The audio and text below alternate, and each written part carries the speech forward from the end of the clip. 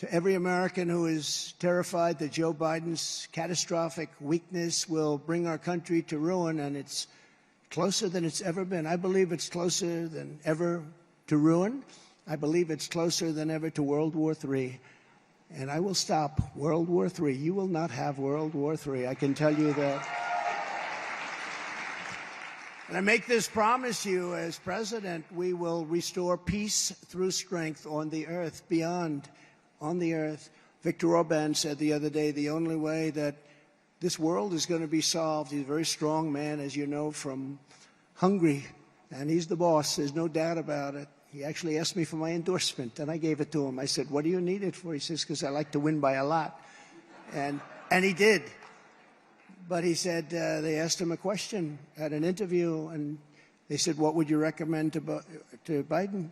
And he said that I recommend that he resign immediately and put Trump in his place, because during Trump, there were no problems. China respected us. Russia respected us. Everybody respected us. Under my presidency, our country was very, very feared and very, very respected. Feared is not a nice word, but we were feared. Greatest military in the world. You saw what we did. For 4 straight years, I kept America safe. I kept Israel safe, and I kept the world safe. The world was a safer place, a much safer place. Today, the world is blowing up all around, no matter where you look. If I were president, the attack on Israel would never, ever have happened. I think you believe that, right? I think you believe that. Ukraine would never have happened. Inflation would never have happened. The most embarrassing moment in our history, the inept withdrawal, the way they withdrew, not the fact that they were getting out. I had them all set to move. We were going to move out with dignity and strength, and we were going to take our equipment, and we were going to take our Americans with us, and we weren't going to have 13 people killed. Great soldiers, great, beautiful young soldiers. I got to know all of the parents. And we weren't going to have 38 people wounded so badly their lives are shattered, just shattered. The legs, the arms, the face obliterated. We weren't going to have any of that. We were going to walk out with power and strength and dignity, and we were going to get out. And we were going to keep Bagram, the Air Force Base, the big Air Force Base, because it was 1 hour away from where China makes its nuclear weapons, but they lost that too. And right now, you know who occupies it? China occupies it. And we would not have open borders where countries are emptying out their prisons, mental institutions, and sending record numbers of terrorists, for which we will someday be paying a very big price unless you elect Donald J. Trump. You're not going to pay a price.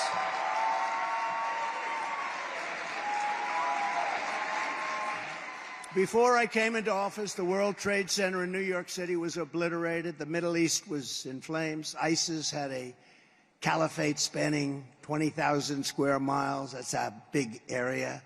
Europe was being massacred by jihadist lunatics. Syria was in a civil war. Libya was a horror show. Yemen was a nightmare. Our allies were alienated and just terrible. They couldn't even talk to us. They wouldn't want to talk to us. Iran was coasting toward a nuclear bomb, and it was flush with cash like they had never seen before. And they were funding Hezbollah and Hamas. They were funding them. They were funding Hamas. They were giving them so much money all of a sudden. But in a few short years after I got there, I reversed every single disaster Obama and Biden created. And it wasn't easy, but it was easier than I thought. We totally demolished 100% of the ISIS territorial caliphate. And I was told that couldn't be done. I was told that would take at least 4 to 5 years, and we couldn't do it. We did it in 4 months. I just want to let you know we have a great military, great generals, the real generals, not the ones you see on television, the real ones. The ones that want to fight, the non-woke generals. We killed the founder and the leader of ISIS. You remember they were looking for him for years and years before I got there. Al-Baghdadi, we killed him. He was gone. We eliminated the world's top terrorist, the most brutal terrorist of them all, the Iranian butcher, Soleimani. We eliminated him. He's the father of the roadside bomb. Whenever you see a soldier or civilian or anybody without the legs, without the arms. He's the one. He caused 94% of it, they say. He loved those roadside bombs. That's what he loved. And he's not with us any longer. Just as I promised, I withdrew from the horrendous Iran nuclear deal. Unfortunately, they didn't do anything with it. They didn't do anything with it. It was supposed to be. I thought it was my greatest gift to Israel. The problem is this administration did absolutely nothing. They just let them go and they would have never, ever been even close. I mean, they are very close to having a nuclear weapon. Remember Kim Jong-un? We got along with him. Everything was good. If Hillary Clinton got in, you would have had a nuclear war. I got in, and everything was fine.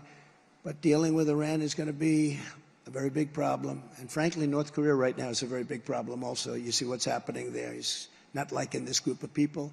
I imposed crippling oil sanctions on Iran and crushed their resources to a level that nobody ever thought possible. And the funding from terror, they had 70 billion, think of this, in the bank. And when I left, they were broke. They were stone cold broke. China, don't buy. None of you buy. They were desperate to make a deal. We would have had a deal within 1 week after the election if the election weren't rigged. We would have had a deal 1 week after that election. And we did that through strength, not through weakness. But Crooked Joe surrendered my tough sanctions almost immediately, and Iran now has much more than $100 billion to finance terror all over the world, including the United States and certainly including Israel. As president, I withdrew from the anti-American, anti-Israel, anti-Semitic UN Human Rights Council. Withdrew. And while others talk about stopping funding for Hamas and the Palestinian Authority, I actually did it. I stopped. I said, wait a minute, you just said death to America, didn't you? You said death. Remember they came into Washington to meet me. They went back. I thought it was a nice meeting, to be honest. They were very nice. And then they went back. I said, they couldn't have. That's not the same group I left. They went back and they said, death to America, death to Israel. So I said, really? We stopped immediately funding the $700 million. That moment, I said, stop funding them. And we did, immediately. They leave and they say, death to America, and then we pay. And by the way, they were saying it for years, and people just kept paying them $742 million a year. It's a lot of money. After